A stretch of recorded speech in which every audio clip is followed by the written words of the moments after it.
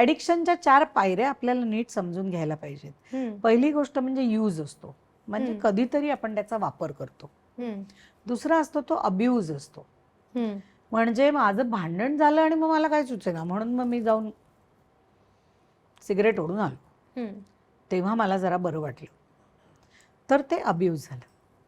किंवा अतिशय आनंदात आता इतके वर्षांनी ही मैत्रीण भेटली की आम्ही दोघींनी भरपूर गप्पा मारताना सिगरेटी ओढल्या, हे जर काही मी म्हणत असेल तर that is also an abuse.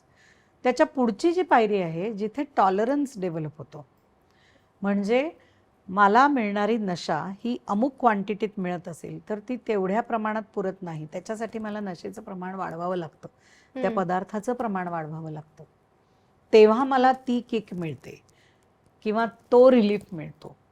याचा earth you have tolerated that drug. तुम्ही त्याला पचवलं आणि म्हणून प्रमाण वाढलं. आणि शेवटची पायरी ही म्हणजे डिपेंडन्स, की ज्याच्याशिवाय माझं चालत नाही. मग सुरुवातीला मी महिन्यातून एकदा पगार झाल्यानंतर मग मी एव्हरी वीकेंड असं सुरू केलं, आणि मग रोजच ऑफिस सुटल्यानंतर आता काय काम आहे त्यामुळे मग मी सुरू केलं. तर हा डिपेंडन्स झाला की प्रमाण वाढलं आणि मग त्याचा परिणाम परत मग क्वालिटीवरती पडतो, कारण ती क्वालिटी मग पुरत झेपत नाही, खिशाला झेपत नाही, आणि मग तिथे अधपतन सुरू होतं. तर कुटुंबामध्ये हे इंट्रोड्यूस करणं हे ज्या त्या पालकांचा तो प्रश्न आहे.